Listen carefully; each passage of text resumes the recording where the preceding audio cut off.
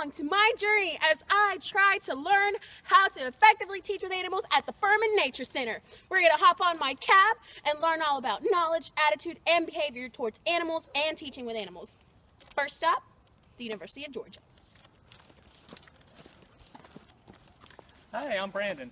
Hey, I'm Jackie. Nice to meet you. Nice to meet you. All right, so the first thing that you need to learn along your journey before you start your job at the Furman Nature Center is that there are 4 different teaching styles, and we need to find out which one best suits your needs.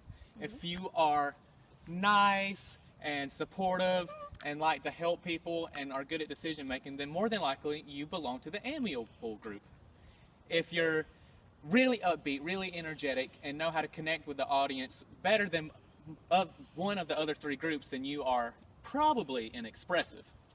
If you are direct, concise, usually competitive, and like to make decisions quickly, then you are a driver. If you like to compare and contrast different issues, analyze certain things, then you probably belong to an analytical group. So one thing that people always want to know is which one is best, or which one do I need to be. No one group is better than the other. Everyone offers something different and completely random and new to the table, and that can help you on your journey. So now that I know about social styles, I'm thinking I may be an expressive, because they said they are energetic, but not sure yet. Is that Magic Mike? I love magicians.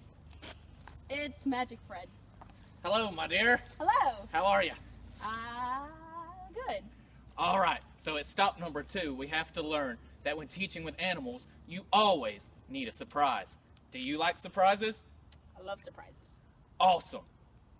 Abracadabra. It's a rabbit! Yeah.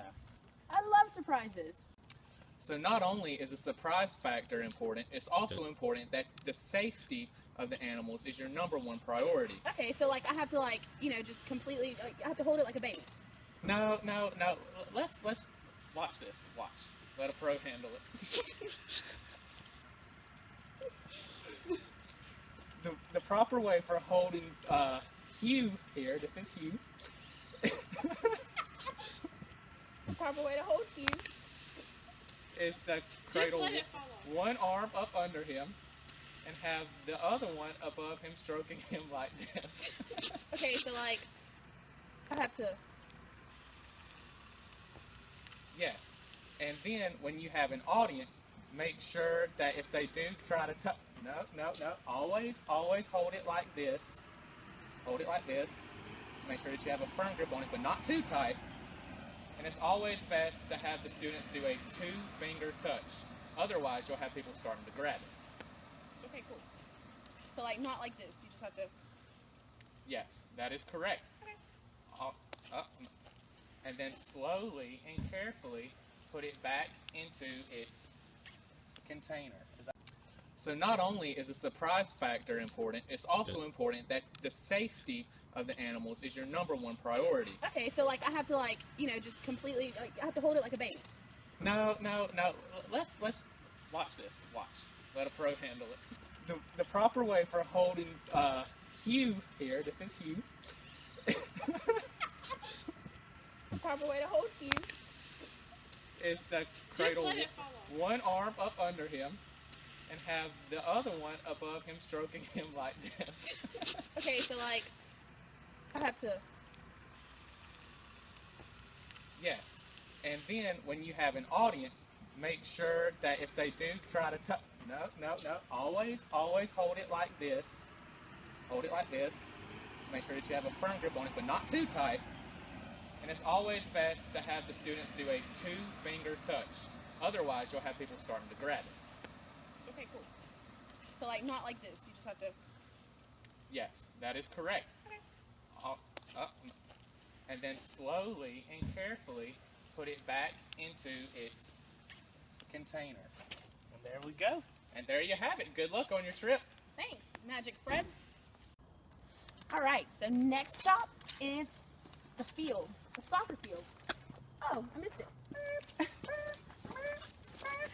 Hey, my name is Ashlyn. How are you? Well, I'm great. I am learning about being a volunteer at the Furman Nature Center. Awesome. Well, today at the soccer field, we're going to talk about goals. So one thing in teaching is you always set goals, which if you're a teacher, you set goals for yourself. And for your students, you set objectives. And we also like to talk about safety. Just like soccer, you wear shin guards for safety. We like to handle our animals with safety. Have you learned about safety yet? I learned that for the rabbit, you have to hold it with your arm under the rabbit, and then for the students, you have to let them use the two-finger touch method. And I learned that you must always hold them upright, and you can't hold them like a baby. Awesome. And just like the goalie can't cross the line to kick the ball, we want to make a line for our students and not let them cross the line and grab your animal while you're teaching. Ah, So, have fun on your next stop. thanks. Okay, so far on my journey on my cab, I have learned about social styles. That every single one of those is important because not everyone has to be the same, and everybody has a little bit of difference in them, and that's all right when you're teaching. And I've also learned about the magic effect. Not the magic effect. He was a magician. He was the surprise factor. The surprise factor. It's all right to have surprise factor with the animals. It keeps your learners engaged. That's what it was, engaged. And then I also learned, the soccer field, the goals. Yes, goals for teachers, objectives for learners, and the safety of the animals is important, just like, they wear shin guards. So now what's next? What's next?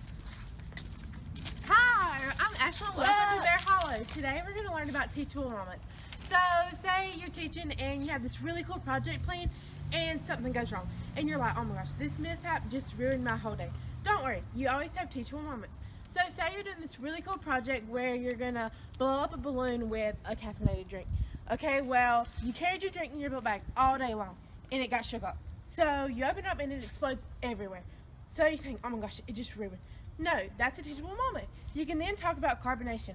What is carbonation? Why do we have carbonation? And how does carbonation form? Okay, so then say on the animal side. You have an animal, and let's say it's a turtle. So you have your turtle and you're holding it, and you're talking, and it starts to pee everywhere. So, of course, all people's attention is going to go to the turtle. So then we can start talking about biology.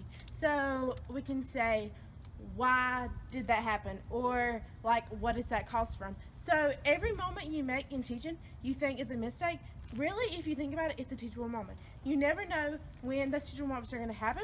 And most of the time, it'll be like the most remembered subject or thing that your student and audience remembers. So just remember, not everything is a mistake, and teachable moments are the best.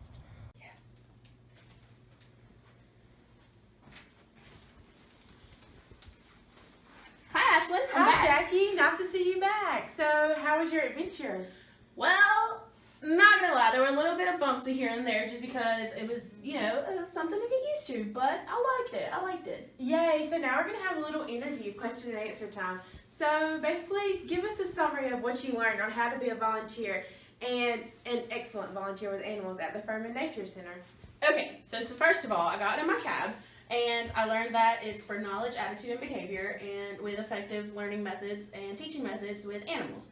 Our first stop was at the University of Georgia, where I learned all about social styles and how different learners have different social styles, and and different teachers have different social styles, and they're all effective because since different learners have different social styles, the teachers need to be able to match them. So if you are volunteering with a group with different styles, then you can impact a greater array of people.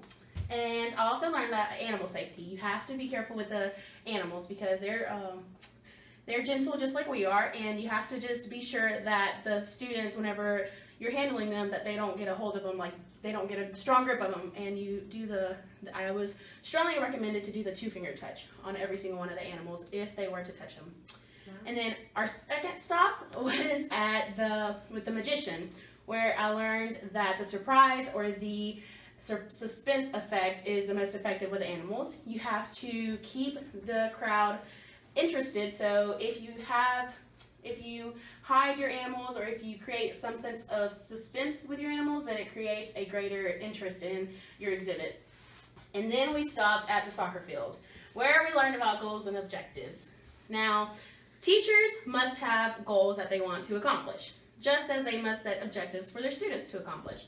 So as volunteers here at the Furman Nature Center, we must set goals for ourselves and objectives for our students to learn as we volunteer with the animals, as we teach with our animals. And there we also learned about animal safety there. Just as a goalie wears their gloves when they're during soccer, or just as a player wears shin guards to protect themselves, we must protect the animals and the students and ourselves, and because safety is first. And then our next stop was at the Bear Hollow Zoo, where I learned that teachable moments will arise and you just have to make the best of them. For example, if an animal, drops a Tootsie Roll on the ground, just go along with it. It happens, make the best of it. And the teachable moments are the moments that will be remembered the most by the students, and you just have to go along with it. And you just can't let those moments actually bow you down.